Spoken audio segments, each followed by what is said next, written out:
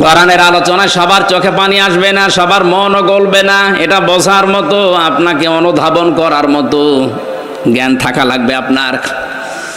এজন্য নবীজি এই কোরআন আবু বকরের সামনেও পড়েছিলেন, আবু জেহেলের সামনেও পড়েছিলেন। দুইটা নামের আগে আবু আছে। এক আবু কোরআন শোনার পরে হয়ে গেছে সিদ্দিক আকবর। কথা বলেন না কেন? তার ঈমান যা ছিল আরো বেড়ে গেছে। আর এক আবু কোরআন শোনার পরে ও সিদ্দিক আকবর হয়নি, ও হয়েছে মোরাক্কাবে আবু সাহেল। ওর নাম ছিল আবুল হাকাম, সেখান থেকে নবীজি পাল্টিয়ে দিয়েছে আবু জেহেল, মূর্খের পিতা। এমন মূর্খ হয়েছিল, কোরআন শুনলেই ওর শয়তানি বেড়ে যেত। এখানে বোঝার মতো, অনুধাবন করার মতো যোগ্যতা থাকলে আপনারও আবু বকরের মতো ঈমান বাড়বে। এমনিতে আপনার চোখ দিয়ে পানি চলে আসবে, আপনি টেরও পাবেন না। মসজিদে নববীতে অসময়ে বসে হযরতে আবু বকর চোখের পানি ফেলে শিশুর মতো কাঁদছিলেন। নবীজি আসলেন, ডাক দিয়ে বলে, আবু বকর কাঁদো কেন, কি হয়েছে? এ অসময়ে মসজিদে কাঁদো? হযরতে আবু বকর ওই দিন বলেছিলেন, হে রাসূল, আল্লাহ আমাকে মাফ করবে তো? অথচ জান্নাতের সার্টিফিকেট তিনি এই দুনিয়াতে 1 নম্বরে পেয়েছেন। জীবিত অবস্থায় জান্নাতের সার্টিফিকেট যিনি হাতে পেয়েছেন, তিনি অসময়ে মসজিদে বসে বসে চোখের পানি ফেলে শিশুর মতো কাঁদতেছে হাউমাউ করে, হে নবী, আল্লাহ আমাকে মাফ করবে তো?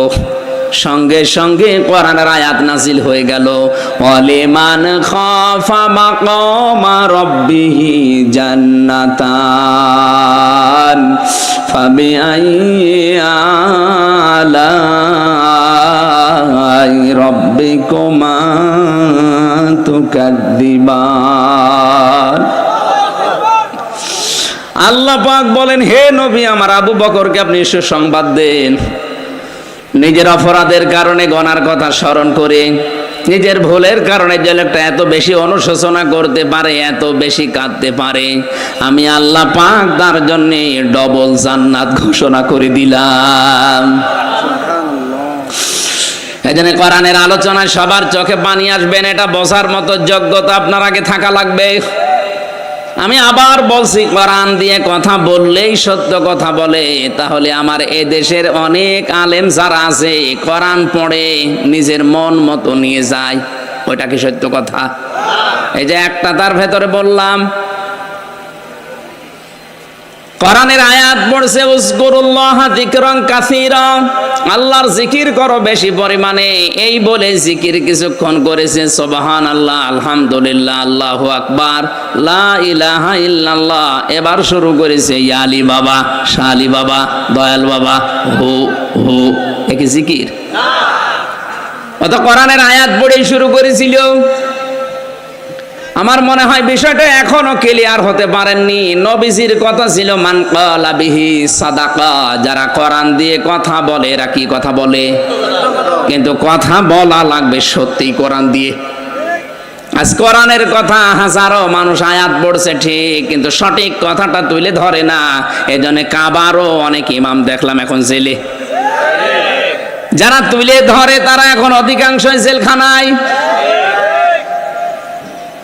কাবা শরীফের মতো জায়গায় 12-13 জন ইমামের প্রায় 4-5 জন বড় বড় যারা, সব এখন জেলখানায় মাটির নিচে। আমাদের এদেশে ওসব নেই।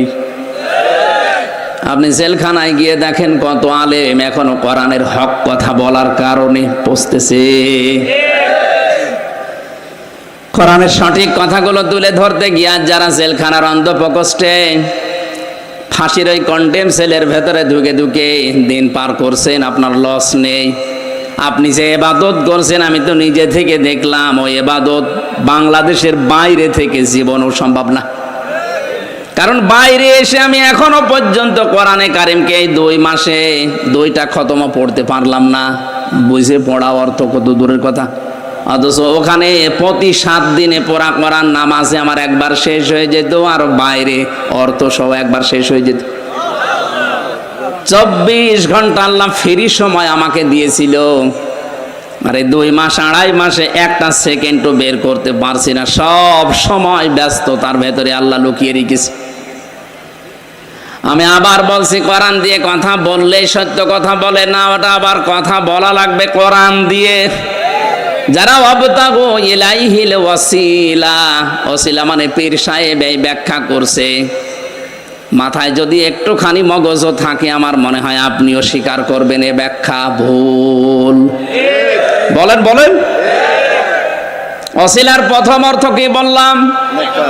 আরো জোরে বলেন। এটা তো আমি বানালাম। দ্বিতীয় অর্থ নবীর সম্মান। এই দুনিয়াতে যারা নেক কাজের ওসিলা দিয়ে দোয়া করেছিল, তাকান তাদের দোয়ার দিকে। নবীজির হাদিস, বিশ্ব নবী ফজরের নামাজ আদায় করে মসজিদে নববীতে ঘুরে বসলেন। খুব খেয়াল করে শুনবেন। আপনি যদি আল্লাহর কাছে দোয়া করতে চান, জীবনের যেই কাজটা আল্লাহর ভয়ে করেছিলেন ওই কাজের ওসিলা দিয়ে দোয়া করবেন, তাড়াতাড়ি কবুল হওয়ার সম্ভাবনা বেশি। তাছাড়া কোন বাবা কোন কবরে শুয়ে আছে, ওই বাবার ওসিলায় আমাকে মাফ করো, বাবা কি অবস্থায় আছে আপনি জানেন? নবীজি জানিয়েছেন কবরে যারা থাকে ওরা সমুদ্রের ভেতরে থাকে। সেই তো বিপদে আসেছে যেই হোক, আর আপনি বলছেন না উনি জান্নাতে পৌঁছে গেছে। কে গ্যারান্টি দিল আপনাকে? মৃত মানুষের নাম নিয়ে আপনি যেভাবে হাই হতাশ করছেন, যেভাবে আশা করে বসে আছেন, আর যেগুলো কাজ কারবার কবরে মাজারে বসে করেন, আমার যতটুকু কোরআনের উপরে বিশ্বাস আমি দেখেছি, শাহজালাল রহমতুল্লাহ আলাইহে, বাইজিদ বোস্তামি রহমতুল্লাহ আলাইহে, এনারা যদি এখন জীবিত হওয়ার সিস্টেম থাকতো, আগে মাজারের খাদেম গুলোকে পিটিয়ে মারতো। কুষ্টিয়ার লালন শাহর মাজারে যেভাবে গাঁজা খাওয়া হয়, ও লোকটা কি ছিল আমি জানি না, কিন্তু ও যদি জীবিত হওয়ার সিস্টেম থাকতো, ও লালন শাহ পর্যন্ত ওই গাঁজাখোরদের পিটিয়ে মাজার থেকে বের করে দিত। কবর নিয়ে মাজার নিয়ে সবচাইতে বেশি ব্যবসা বাংলাদেশ আর ভারতে, পৃথিবীর অন্য কোনো দেশে আমি পাইনি। কতগুলো দেশ ঘুরে আসলাম, কই কোনো জায়গায় কবরের মাজারের ব্যবসা নেই। আপনি কোথায় পেয়েছেন? হাজারো মানুষের সাথে ইনভলভ, এর সাথে জড়িত থেকে নিজের ব্যবসা বাণিজ্য আখের গুছিয়ে নিচ্ছে। সাদা মানুষকে ধোঁকা দিয়ে বোকা বানিয়ে ব্যবসা চালিয়ে যাচ্ছে। নবীজি বললেন নেক কাজের ওসিলা দিয়ে দোয়া করলে যে কবুল হয়। 3 জন যুবক বনি ইসরাইলের পথিমধ্যে রওনা দেওয়ার পরে এই মানুষগুলো বৃষ্টির কবলে পড়ে পাহাড়ে আশ্রয় নিয়েছে। হঠাৎ আল্লাহর ইশারায় উপর থেকে একটা পাথর গড়তে গড়তে ওই মুখে গেছে আটকিয়ে। 3 জন মিলে ধাক্কা দেয়, কিন্তু পাথরটা নড়ে না। শেষ পর্যন্ত ওরা এই বিশ্বাস করেছে যে না আর বাঁচা সম্ভব না, মারাই যাব। 3 জন মিলে মনে মনে সিদ্ধান্ত নিচ্ছে মারা তো যাবো, এই জীবনের শেষ দিকে দেখি কিছু করা যায় কিনা। একজন দোয়া করছে, রব্বুল আলামিন আমার জীবনে কিন্তু একটা ভালো কাজ আছে। আমার চাচাতো বোন আমাকে টাকা ধার নিয়েছিল, টাকা ধার চেয়েছিল, তাকে আমি টাকা দেইনি। বিপদে পড়ার কারণে তাকে টাকা দিয়েছিলাম এই শর্তে যে আমার সাথে অবৈধ কাজ করা লাগবে। তাকে আমি নির্জনে নিয়ে অবৈধ কাজে লিপ্ত হব। তার আর আমার মাঝে মাত্র 1 বিঘত ফাঁকা ছিল লজ্জাস্থানে। এমন কঠিন অবস্থায় মেয়েটি আমাকে ডাক দিয়েছে, ইয়া আখি ইত্তাকুল্লাহ, হে ভাই আল্লাহকে ভয় করেন। রব্বুল আলামিন তুমি জানো আমার যৌবনের তাড়না ছিল, আমি যুবক মানুষ, কঠিন পরিস্থিতি, ওই সময় শয়তানের ধোঁকা আমার উপরে কাজ করছিল। কিন্তু যেই বলেছে আল্লাহকে ভয় করো হে ভাই, সঙ্গে সঙ্গে কঠিন মুহূর্ত থেকে আমি দৌড় দিয়েছি। হে আল্লাহ, এই কাজটা যদি তোমার ভয় আমি করে থাকি, মেহেরবানি করে আজকের এই বিপদ থেকে আমাকে বাঁচাও। নবীজি বলেন শুধু মোনাজাত করতে দেরি, মহান আল্লাহ পাথরটা একটু সরিয়ে দিতে দেরি করেননি। চট্টগ্রামবাসী কি বুঝলেন এই হাদিস থেকে? জন্মের পর থেকে তো শুনতেছে হাদিস, কি বুঝলেন বলেন তো? যৌবনের এই মহা তাড়নার সময়, চরিত্রের এই মহা দুর্যোগের সময়, এই যুবক যদি এই মুহূর্তে অন্যায় কাজটা না করে আল্লাহর ভয়ে ফিরে আসতে পারে, আজ আমাদের হাতে কম্পিউটার, মোবাইল যাদের আছে, ল্যাপটপ আছে, ইন্টারনেট আছে, এর মাধ্যমে কত গুনাহ করা সম্ভব। যৌবনের এই তাড়নায় নিজের শরীরকে ভাসিয়ে না দিয়ে, মহা দুর্যোগের এই সময়কে নিজেকে ভাসিয়ে না দিয়ে আল্লাহর ভয়ে যদি আপনি বিরত থাকতে পারেন, আপনার জীবনের যে কুয়াশা, হতাশা, আমার আল্লাহ এগুলো দূর করে দিতে পারে কিনা। যে বিশাল হতাশার পাহাড় আমাদের উপরে পাথর হয়ে দাঁড়িয়ে আছে, এ পাথর নড়াতে হলে আল্লাহর ভয় মাস্ট বি, লাগবেই, এটা ছাড়া সম্ভব না। তাহলে হাদিসের প্রথম অর্থে কি বুঝলাম? জীবনের নেক কাজ দিয়ে দোয়া করলে আল্লাহ কবুল করে তাড়াতাড়ি। আমার বোঝানোর বিষয় এটুকুই ছিল। ওসিলা শব্দের অর্থ আল্লাহ নিজে বললেন এটা নেক কাজ, আর আপনি নিজে পীর সাহেব বলে মানুষকে ধোঁকা দিয়ে বোকা বানিয়ে দরবারের কাজ চালিয়ে যাচ্ছেন। কোরআন দিয়ে কথা বললে সত্য কথা বলে, এটা ঠিক কথা বলেন? হ্যাঁ, কথা হওয়া লাগবে, ব্যাখ্যাটা সম্পূর্ণ। বানানো মন গড়া ব্যাখ্যা হলেই দেখবেন ওর ভেতরে ব্যবসার ধান্দা আছে। জেলখানায় 3টা বছর পার করে কিছুদিন আগে এসেছি। 3 বছরের প্রত্যেক দিন আমার যতটুকু ধারণা এখন মনে হচ্ছে, তাহাজ্জুদের নামাজ পড়ার পর আমি সেজদা দিয়ে বলতাম, আল্লাহ যদি আমি বের হতে পারি, কোরআনের কথাগুলো যেন সহজ সরল ভাষায় তোমার বান্দাদের বলতে পারি, সেই তৌফিক আমাকে ভিক্ষা দিও। আমার যতটুকু বিশ্বাস আমি এটা পেয়েছি, আমি অল্প সময় কথা বললেও মানুষ বোঝে। মক্কা মদিনাতে প্রায় 12 থেকে 13টা অনুষ্ঠান করলাম, 45 মিনিট 40 মিনিট এইভাবে। ওনারা আমারে বলতো 2.5 ঘন্টা 3 ঘন্টা কথা শোনার পরে যেটা বুঝি, এই 35 40 45 মিনিটে আমরা ওইটা বুঝে ফেলেছি। আমি বিশ্বাস করছি আমার ওই জেলখানার 3 বছরের দোয়া আল্লাহ দয়া করে হলেও কবুল করে নিয়েছে। আজকেও আমরা ক্লাস নেব কোরআনে কারিম থেকে, ছাত্রের মতো জবাব দেবেন, ওইভাবে অ্যাক্টিভ হয়ে শুনবেন। আছেন তো নাকি? রমজান মাস সারাদিন রোজা রাখা, ক্লান্ত শরীর, আমার এখনই ঘুম লাগছে। এই 2-3 রাত একাধারে তো জার্নি। বিমানটা আসলে ফ্লাইট লেট করার কারণে এমন একটা সমস্যায় পড়ে গেছি, বাহরাইনে নেমে খুব সমস্যা হয়ে গেছে। বাড়িতে চলে যেতাম, শুধু আপনাদের এই কারণে আমার এই আশা। আমার বউ পর্যন্ত এখন রাগ করছে, তুমি এইটাই করে বেড়াও। এখন কি করবো? এ দাওয়াতগুলো অনেক আগে নেওয়া, এখন না আসলে মানুষও ছাড়ে না, আমিও পারি না। আল্লাহু আকবার। কোরআন শুনতে যারা এসেছি, এখন এটা ইবাদত চলছে। এটা কি বলেন তো? এটা পুরাটা ইবাদত চলছে। আর ইবাদতে কথা বলা যায়, এদিক ওদিকে তাকানো যায়। হ্যাঁ, কুষ্টিয়াতে একবার নামাজ আদায় করছিলাম মাগরিবের 2য় রাকাতে বিদ্যুৎ চলে গেল। আমার পাশে যে মুরব্বী দাঁড়িয়ে আছে, নামাজের ভেতরে বলল, আজ যা কারেন্ট চলে গেল। আমি বললাম, নামাজের ভেতরে শব্দ দিল কে? নামাজ শেষ করে বললাম, মুরব্বী নামাজে আর কান হাকাম 13 ফরজ, আজ যা কোন ফরজ? বলছে, বাবাজি ওই যে কারেন্ট চলে গেল আর আমার মুখ দিয়ে এমনি বের হয়ে গেল আজ যা, কি করব? এর নামাজ হচ্ছে? বলে, নামাজে দাঁড়িয়েছিলেন হযরতে আলী, ওনার পায়ের থেকে তীর খুলে ফেলেছে, উনি টের পায়নি। আর ও কারেন্ট চলে গেলে যদি আজ যা বলে, ওর নামাজে মন আছে? না, আমরা এরকম ইবাদত করব না। আমরা ইবাদতে মনোনিবেশ করব এমন ভাবে যেন আমি আল্লাহকে দেখতে পাচ্ছি। যদি দেখতে নাও পাই, এই বিশ্বাস নিয়ে এখানে বসা লাগবে, অবশ্যই আল্লাহ আমাকে দেখতে পাচ্ছে। নবীজি বলেন, এমন ভাবে ইবাদত করবা যেন মনে হয় যে আল্লাহকে দেখতে পাচ্ছ। যদি না পাও তোমার ইমানের দুর্বলতার কারণে, তাহলে এই বিশ্বাস নিয়ে দাঁড়াবা যে অবশ্যই আল্লাহ আমাকে দেখছে, এর ভেতরে কোনো সন্দেহ নেই।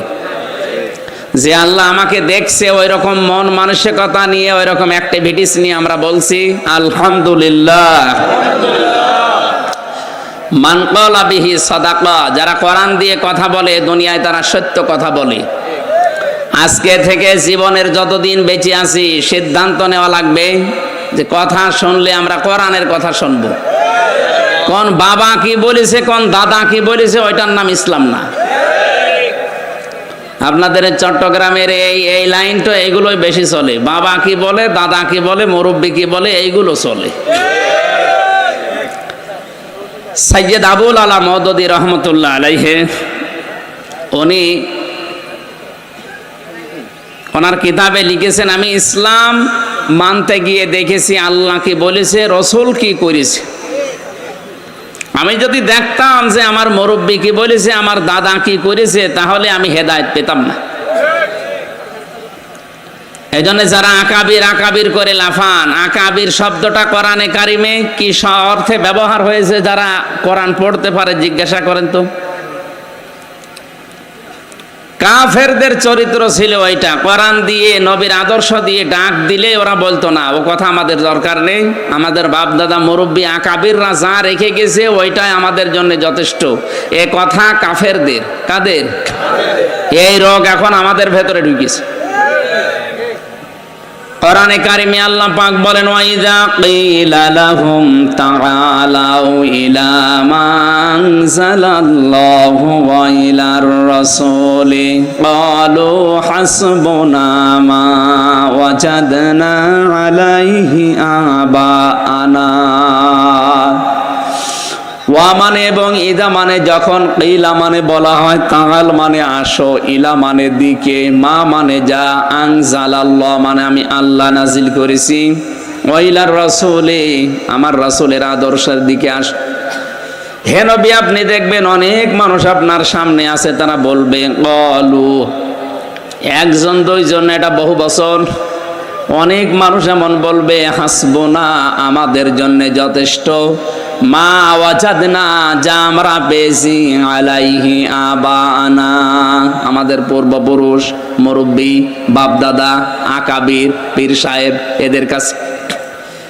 এদের কাছে আমরা যা পেয়েছি এইটাই যথেষ্ট, আপনার কথা আমাদের শোনা লাগবে না। এই চরিত্র ছিল কাফেরদের। কাদের? এই জন্য অন্ধভাবে পৃথিবীতে বিশ্বনবী মোহাম্মদ রাসূলুল্লাহ বাদ দিয়ে কাউকে মেনে নেওয়া জায়েজ নেই, সে যত বড় মুরব্বী হোক আর যত বড় পীর সাহেব হোক। কথা মানতে গেলেই দেখতে হবে এ লোকটা কথা কোরআন দিয়ে বলে কিনা। এখানে আরেকটা সমস্যা আছে, বিশেষ করে বাংলাদেশ আর ভারতে। কথা বলবেন না, ভালো করে শোনেন। নবীজির হাদিসের প্রথম শব্দ ছিল মান ক্বালা বিহি সাদাকা, যারা কোরআন দিয়ে কথা বলে এরা সত্য কথা বলে। কিন্তু বাংলাদেশের এই 64 জেলা আর ভারতের কয়েক একটা প্রদেশ ঘুরে দেখলাম কোরআন দিয়ে এই কথা বলছে, কিন্তু ব্যাখ্যার নামে অধিকাংশ জায়গায় হচ্ছে অপব্যাখ্যা। বাংলাদেশের ফরিদপুরে একজন আছে, ওই দরবারে একবার যে দেখি তেলাওয়াত করছে, ইয়া আইয়ুহাল্লাযীনা আমানুত্তাকুল্লাহা ওয়াবতাগু ইলাইহিল ওয়াসিলা ইলা আখিরি আয়াত। সূরা মায়েদার 35 নম্বর আয়াত আসরের নামাজের পরে পড়লো। ইমাম সাহেব ব্যাখ্যা করছে, এই ছেলে কথা বলেন কেন?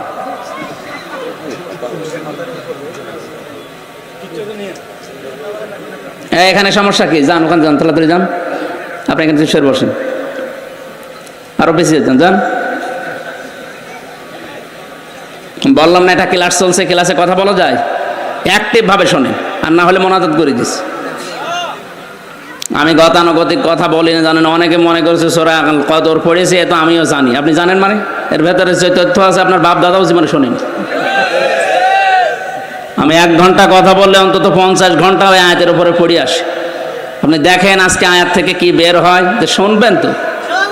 বারবার যদি ডিস্টার্ব হয় আমি তো পড়ে আসা জিনিসগুলো ভুলে যাব, নাকি আমি বানিয়ে বানিয়ে বলবো? এমনি কি ঝামেলা আছে দেখছেন না? কথা যেদিকে নিয়ে যায় ওরা উল্টি অন্যদিকে নিয়ে যায়।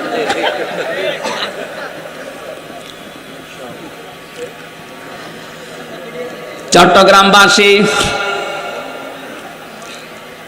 কোরআনে কারিম থেকে যে কথাটা বলছিলাম, উনি তেলাওয়াত করার পরে অর্থ করছে, ও হে যারা ইমানের দাবি করো, আল্লাহকে ভয় করো, আর আল্লাহ পর্যন্ত পৌঁছাতে মাধ্যম তালাশ করো। আর এই মাধ্যম হচ্ছে পীর সাহেব। এই আয়াতের অর্থ হয়েছে? উনি তো কোরআন দিয়ে এই কথা বললেন। এই যে ব্রাহ্মণবাড়িয়ায় যে মাওলানা গুলো কয়েকজন আছে, এনারাও তো কোরআনের আয়াত পড়েই বলে। মানুষ মনে করে কোরআন দিয়ে সুর করে মাওলানা আব্দুল্লাহ আল আমিনের মতো কারি সাহেবের তেলাওয়াত এ মনে হয় এ কোরআনের কথাই, অথচ পীর সাহেব ওসিলা এ শব্দ কোন তাফসিরে আছে আপনি দেখেন তো। 42টার উপরে এখন বাংলাদেশে তাফসির পাওয়া যাচ্ছে। ভার্সিটিতে থাকাকালীন অধিকাংশগুলো এই ওসিলা শব্দ দিয়ে আমি মিলিয়েছি। সব মুফাসসির আয়াতের ব্যাপারে একমত, আল্লাহর দরবারে পৌঁছাতে ওসিলা তালাশ করো। ওসিলা মানে নেক কাজ। ওসিলা মানে কি? এ পৃথিবীতে ওসিলা মানে নেক কাজ, এইটাই তাফসিরের ভাষা। যত বড় বড় মুফাসসিরে দুনিয়া থেকে বিদায় নিয়েছে, যারা তাফসির লিখেছে, তারা কোরআনে কারিমের ওসিলা শব্দের ব্যাখ্যায় নেক কাজ লিখলো, আর আপনি পীর সাহেব বানিয়ে দিলেন নিজের ধান্দা, নিজের ব্যবসা ঠিক রাখার জন্য। এই জন্য বলছি, কোরআন দিয়ে কথা বললে সত্য কথা বলে, হ্যাঁ ঠিক আছে, কিন্তু কোরআনের কথা হওয়া লাগবে কোরআন দিয়ে। আপনি তো কোরআন দিয়ে কথা বলার পরে মন মতো ব্যাখ্যা করছেন, এই জন্য ওইটা বোঝার মতো যোগ্যতা আপনাকে আগে আবার অর্জন করা লাগবে। তাহলে কোরআনের তাফসীর শুনে আপনি নিজেও আনন্দ পাবেন, মজা পাবেন।